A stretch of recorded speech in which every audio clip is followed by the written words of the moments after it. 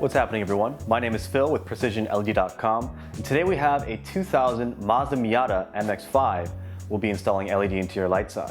Now, this is a very special edition to the 2000 Nardi edition, and it's considered a second gen. So this would be compatible with year models 1998 to 2005. Now, there aren't that many lights on the Miata, understandably, and so actually the lighting kit makes a very big difference in visibility at night. We just have a single dome light right here in the front, and the license plate lights that we'll be installing. Let's go ahead and get started. We're looking here at the overhead dome light on the Mazda Miata. Now, we're going to be using one of the tools here that comes with the Precision LED kit. We have a fork-shaped wedge tool, serrated knife tool, and our pointed wedge tool. Now, for the license plate, we're going to be using the flat end of our serrated knife tool.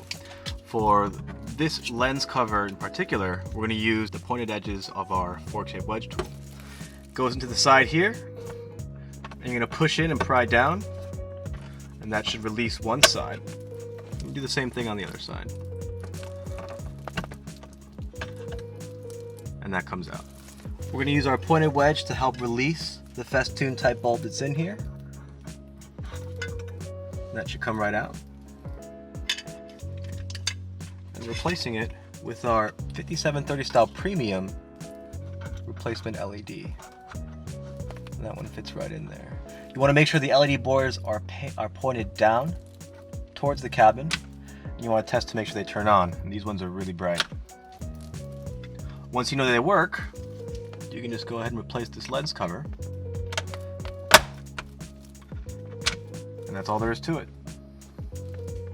What we have here are the license plate lights on the Mazda Miata. As you can see, we already have an LED installed on one side, and you can see the difference in brightness just between the halogen and the LED. So we can go ahead and turn these lights off, and you're going to use the flat end of the serrated knife tool, and there's an arrow here on one side showing which way this entire module moves, but we're actually going to put the flat end of that serrated knife tool in from the side to push in the tab that's holding it in. You want to be pretty gentle with this, and it should pop out just like that.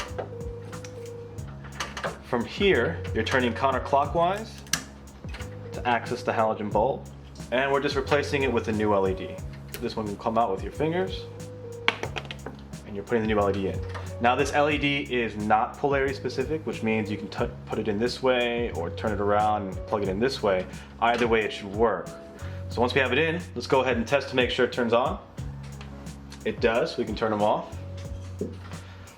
Once we have it in the socket, you're just reinserting and turning it clockwise for it to click into place. To reinstall, you don't need any tools.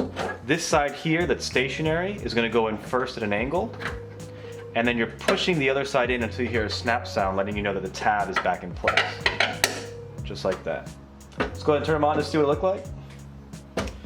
And you're all set. And that's the end of the installation. If you have any questions or concerns, please email us at help@precisionled.com, or you can reach us online and submit a support ticket at www.precisionled.com/contact. Now, like we said before, please like or subscribe if you enjoyed the video or enjoyed the process for what we do. It really does help us out when we make the next one, knowing that there's people out there watching the videos. Have a good one.